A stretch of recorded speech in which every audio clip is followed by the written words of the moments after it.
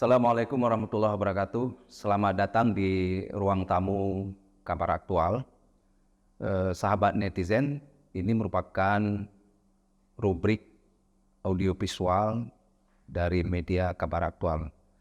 Hari ini kita kedatangan dua tamu istimewa. Pertama Pak Taufik yang sudah sangat dikenal di publik Banda Aceh khususnya. Kemudian Pak Usman Lambreng yang pasti juga sangat populer dengan berbagai analisisnya. Hari ini kita akan berbincang tentang isu-isu aktual di Aceh khususnya. Hari ini kita akan fokus membicarakan tentang birokrasi. Kita mengambil topik birokrasi kita kenapa begini. Baik, sahabat netizen, mungkin untuk kesempatan pertama kita akan coba minta Pak Taufik Abdul Rahim untuk menyampaikan analisis singkat tentang birokrasi khusus di Aceh hari ini. Bagaimana kita akan mendengarkan ulasan singkat dulu dari Pak Taufik. Silakan Pak. Oke, terima kasih. Assalamualaikum warahmatullahi wabarakatuh. Assalamualaikum Pak. Terima kasih host dan juga sahabat netizen. Memang menarik kita bicara tentang birokrasi ya.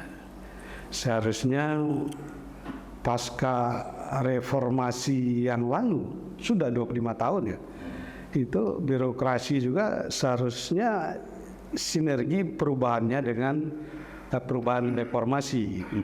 Jadi reformasi politik, ekonomi, dan lain-lain sebagainya, termasuk kebijakan-kebijakan publik dan berbagai pilihan-pilihan demokrasi lainnya juga harus sejalan. Tapi persoalannya adalah yang lain juga dilakukan reformasi, seperti kalau politik kan dari 3 partai menjadi multi partai, tidak lagi kalau dulu meskipun ada oposisi, tapi oposisinya juga nggak jelas. Oh, sudah. Ya, demikian juga dengan dunia birokrasi. Pemerintahan. Iya, di pemerintahan itu birokrasi itu kan semangatnya sebenarnya semangat governance ethics ya. Governance ethics itu ya, semangat birokrasi itu seluruh perangkat dan pengelolaan termasuk kebijakan-kebijakan pemerintahan dan politik itu seharusnya juga mengikuti birokrasi. Governance ethics itu sesuai dengan aturan, punya etika dan ada perubahan-perubahan terhadap dunia birokrasi. Kalau kita lihat birokrasi di negara ini termasuk di Aceh itu sama sekali belum mengalami reformasi birokrasi. Jadi birokrasi itu tidak mengalami reformasi karena tidak memihak ke bawah kepada rakyat. Seharusnya juga memihak ke rakyat. Itu kan janjinya kalau jadi PNS itu kan bersedia ditempatkan di mana saja dan lebih mengutamakan kepentingan umum daripada kepentingan pribadi. Nah itu semua nonsen hari ini. Demikian juga ini kaitannya dengan kebijakan publik. Pengambil kebijakan birokrasi itu kan kepala daerah. Gubernur, hari ini gubernurnya kan bukan gubernur terpilih, dia pun juga birokrasi, dia juga terikat dengan ketentuan birokrasi terpusat. Baik Pak Taufik, terima kasih sahabat netizen.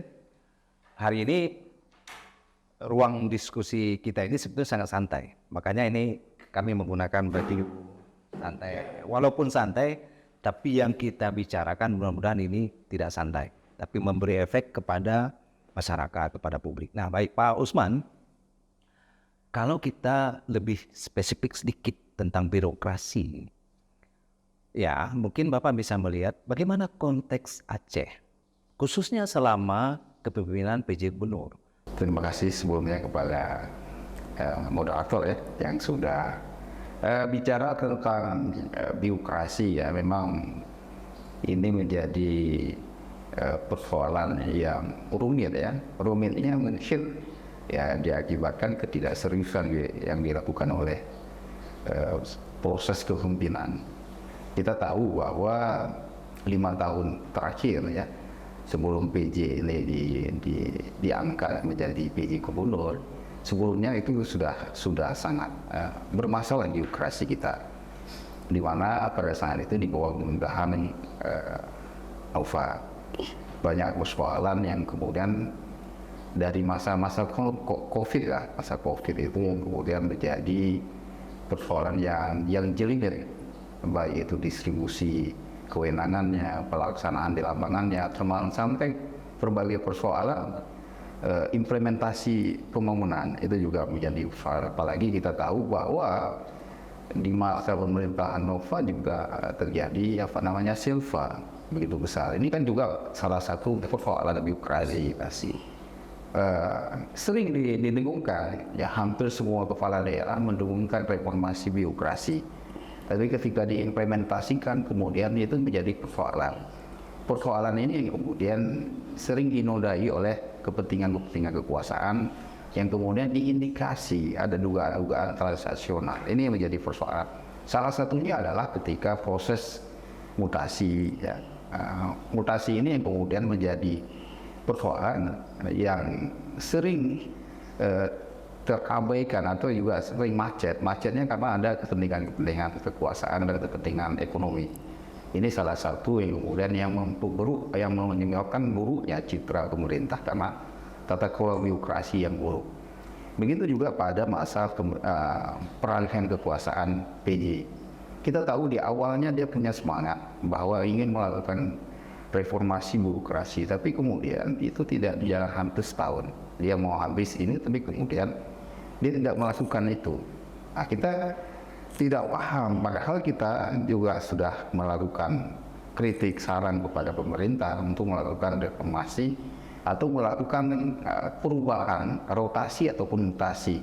Apalagi ada dinas-dinas yang kita lihat bahwa tidak cakap, yang tidak mumpuni, yang kemudian masih tetap dipertahankan, yang hari ini menyebabkan persoalan ekonomi yang hari ini menjadi persoalan yang krusial bagi masyarakat kita tidak hidup, ya, tidak terrealisasi dengan baik. Misalnya kita tahu bahwa di sektor-sektor produktif itu, ya, seharusnya itu menjadi share besar PJ Gubernur. Sektor produktif itu misalnya UMKM. UMKM kemudian dalam realisasinya itu juga banyak persoalan, tidak tepat sasaran. Beneficiarinya juga tidak ada. Ketika diutarakan, kita tidak tahu yang mana sebenarnya UMKM yang dibantu oleh pemerintah. Baik Pak Usman, kita break sebentar, nanti kita akan lanjutkan setelah komersial berikut ini.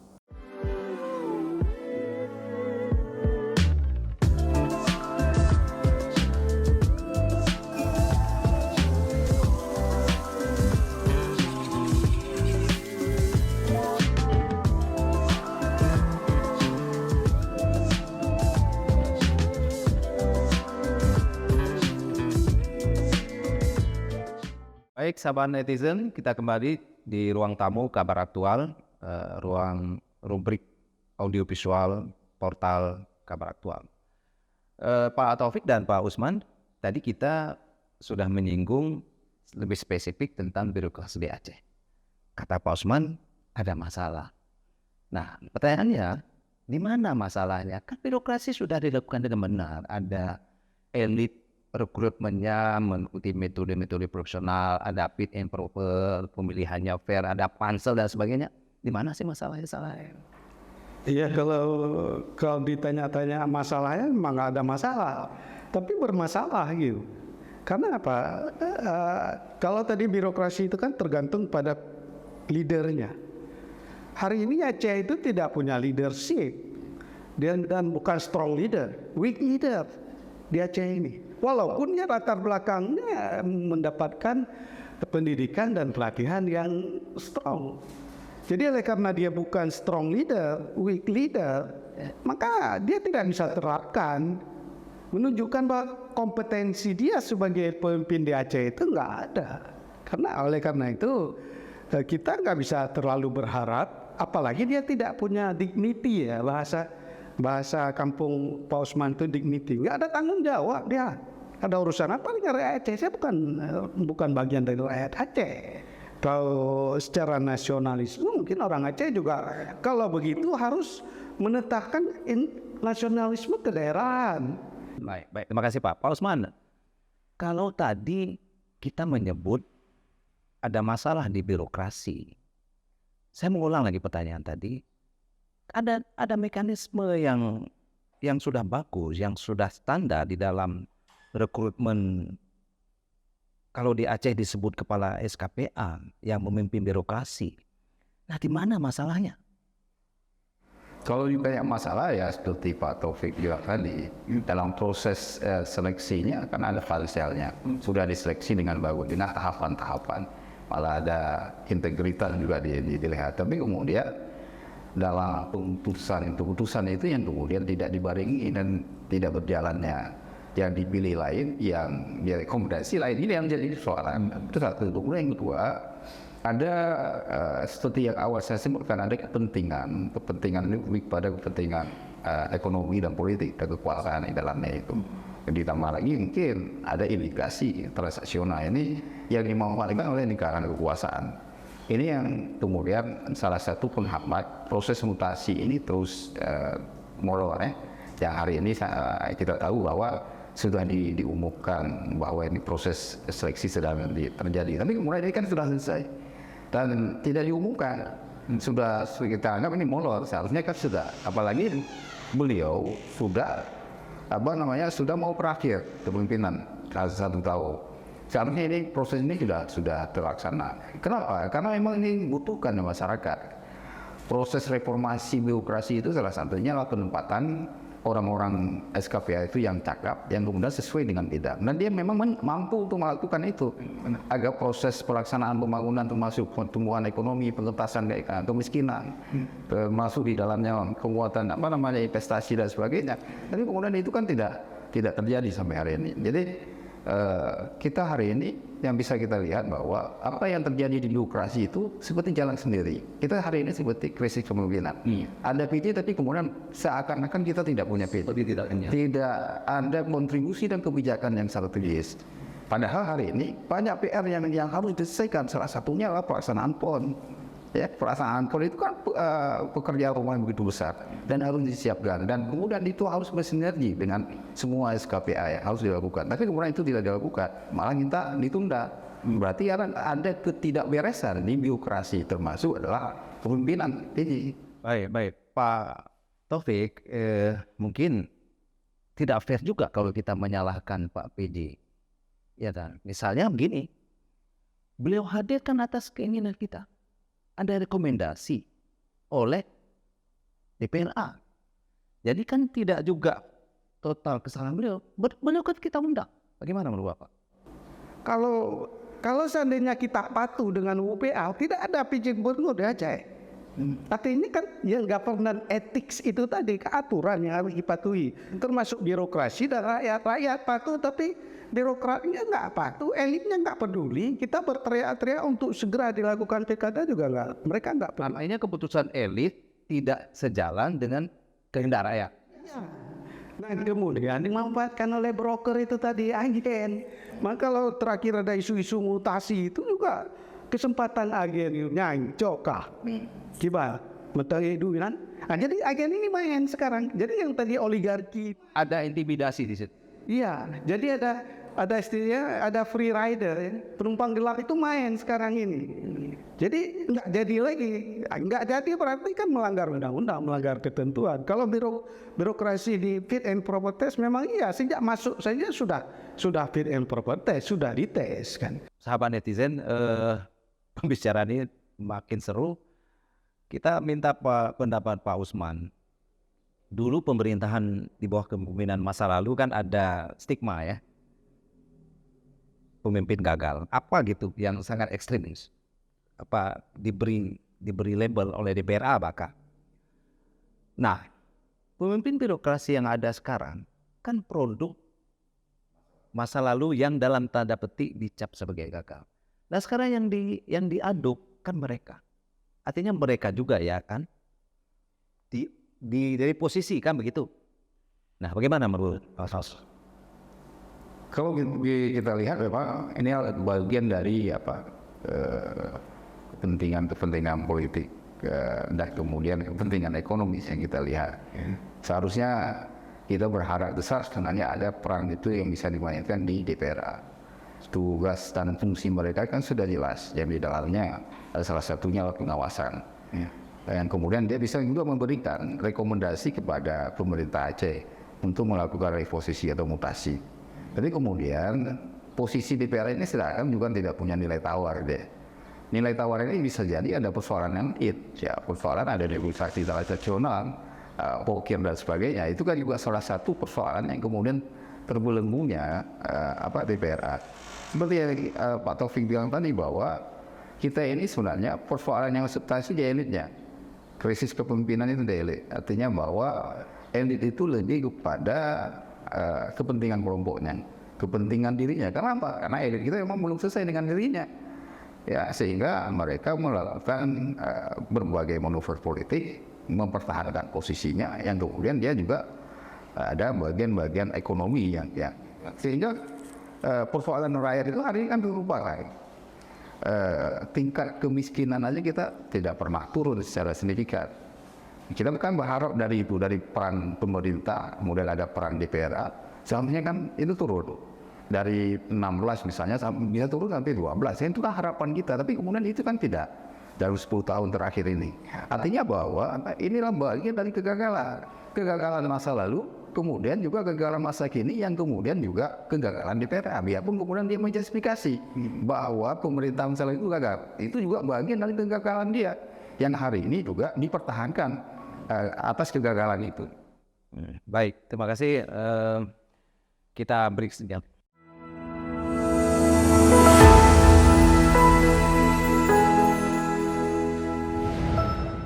Baik, sahabat netizen, kita kembali memperbincangkan masalah birokrasi Aceh dan birokrasi secara umum. Tadi kita sudah membahas bagaimana birokrasi itu dilaksanakan, diseleksi dan sebagainya. Nah, kondisi hari ini ada yang disebut di Aceh dana pokir, pokok pikiran. Yang ini menjawab tugas-tugas legislatif. Kadang ada permasalahan di masyarakat, yang ini disuarakan, diperjuangkan oleh anggota dewan dan disokong oleh dana pokir. Nah, menurut Pak Usman dulu ini, stagnannya kalau boleh kita sebut dalam tanda petik birokrasi tadi dan relasi dengan dewan, apakah faktor pokir itu mempengaruhi tidak jalannya birokrasi yang sehat? Persoalannya sebenarnya kalau kita lihat pokir itu, pokok pikiran itu sebenarnya dia dilegalkan, disahkan salah untuk dilaksanakan. Jadi statusnya legal. Tapi kemudian itu kan ada kompromi yang dibangun oleh legislatif dan eksekutif pada saat pembahasan. Ada nilai tawar ini, kemudian nilai tawarnya lebih kepada nilai tawar politik, apa untungnya mereka dan apa untungnya eksekutif, kan itu yang menjadi pertanyaan kita. Kemudian kalau kita lihat besar pokir itu, kita juga tidak logis besar pokir itu. Misalnya di atas puluhan miliar, yang kemudian kalau direalisasikan kemudian dibuat dalam bentuk program itu kan pada program-program lain ya, buat pagar, rehab menasa, rehab ini itu dan sebagainya, yang kemudian itu tidak menyentuh substansi apa yang kemudian yang dibutuhkan oleh masyarakat. Oke lah, kita sepakat itu untuk dapil mereka, untuk penguatan mereka, tapi kemudian harus diimbangi dengan RPJM atau program-program kerja tahunan yang disesuaikan atau kemudian juga harus linear dengan musrembang. Nah, ini juga jadi persoalan. Musrembang pun sendiri, ini juga sendiri, artinya ada persoalan substansi yang kemudian program-program yang dirumuskan di dalam pokir itu tidak senyawa dengan musrembang. Bisa jadi juga melanggar dari RPJM, biarpun kemudian diakui bahwa itu bagian dari RPJM. Ini juga jadi masalah. Artinya apa? Ada persoalan di birokrasinya ini. Persoalannya ya bisa saja di bapedanya dalam merangkai perencanaan itu. Nah, perencanaan itu kan harus dibarengi dengan data. Pokir itu Kak sifatnya bantuan. Misalnya di perikanan, di sektor budidaya itu kan ada kelompok-kelompok yang di penerima manfaat. Ada nggak data itu di Bapeda? Ada analisis. Ada nggak analisisnya dan sebagainya, sehingga angka kemiskinan tadi kan bisa turun kalau misalnya ini benar-benar dilakukan. Nah ini kita lihat ada kelemahan yang paling substansi di perencanaan di Bapeda ya. Kemudian di pelaksanaan teknisnya di dinas terkait. Nah ini juga jadi persoalan yang kemudian tidak mempunyai data otentik yang kemudian siapa beneficiariesnya. Selanjutnya kita juga melihat bahwa pokir ini juga jadi persoalan. Persoalannya dalam realisasinya. Ini juga jadi persoalan. Baik Pak Osman. Pak Taufik, bicara persoalan pokir, bicara anggaran, apakah tidak ada kerancuan di sini bahwa legislatif sudah mengambil peran eksekutif? Karena eksekusi anggaran itu ranahnya eksekutif. Bagaimana menurut Bapak? Ya, yang jadi masalah sebenarnya pokir itu ada aturannya. Terakhir sesudah reformasi dan berkembang, ada aturan pasalnya saya nggak ingat. Seharusnya pokir itu dikerjakan bukan oleh legislatif. Ini sekarang legislatif itu sebagai pelaksana pokir. Ini yang jadi masalah. Ya, mereka sebagai eksekutor. Walaupun bukan nama dia, tapi perusahaan-perusahaan dia, orang-orang di sekitar dia. Ya ini yang jadi masalah. Sehingga pokir itu seperti tadi, belum apa-apa sudah 30% terpotong. Minta data riwayat. Iya, ini yang jadi masalah.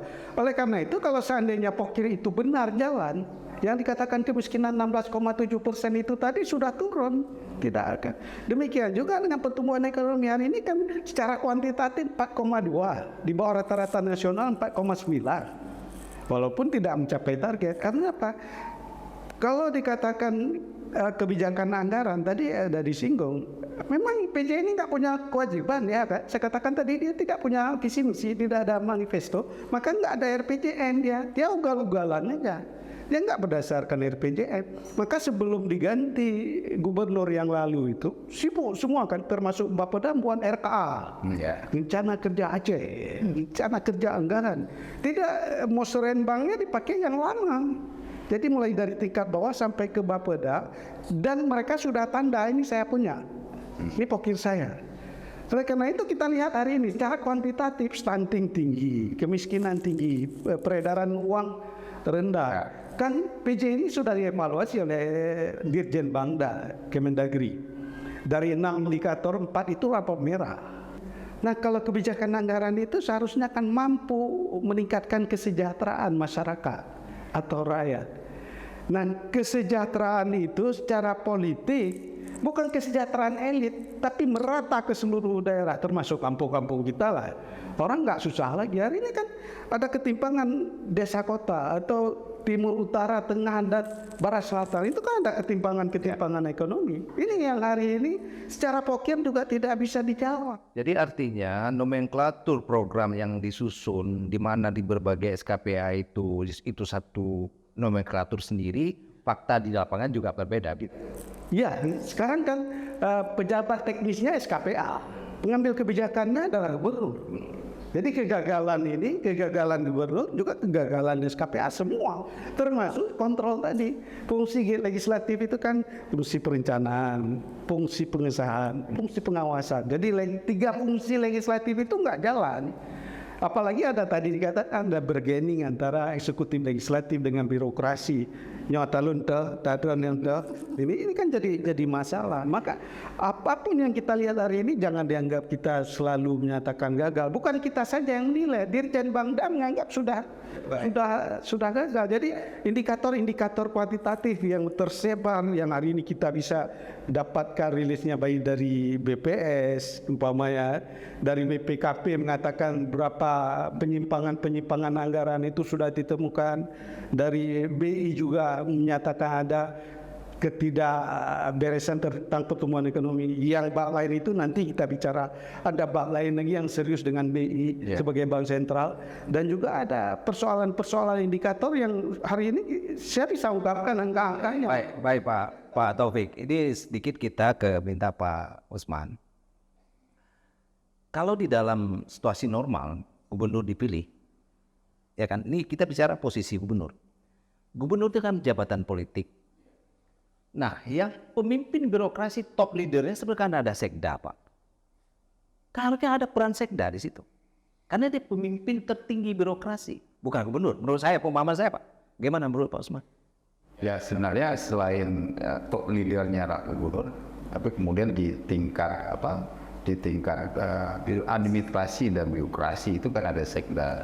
Ini kan sebenarnya dua aktor utama dalam mensukseskan perjalanan birokrasi dengan baik.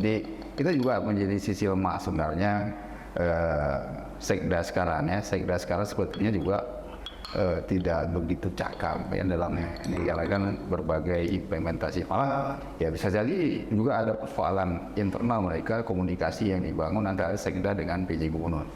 Ini kita melihat indikasi ya bisa jadi proses mutasi juga menjadi macet ketika mereka tidak harmonis. Ini juga jadi persoalan. Jadi persoalannya yang pertama adalah persoalan di eksternal masyarakatnya yang hari ini dibutuhkan sentuhan berbagai program. Kemudian yang kedua, sentuhan persoalan di internal, di mana ada kepentingan sekda dan kepentingan PJ yang hari ini belum ketemu, sehingga mutasi juga kita lihat dugaan bahwa ini macet, belum bisa direalisasikan. Saya melihat seperti itu. Baik, terima kasih sahabat netizen. Demikian bincang-bincang santai kita pada edisi ini. Mudah-mudahan ada sisi positif yang bisa diambil. Sampai jumpa pada edisi berikutnya. Ayo minum Pak, nih kopi khas kita nih. Di Aceh kalau belum minum kopi kan belum sah.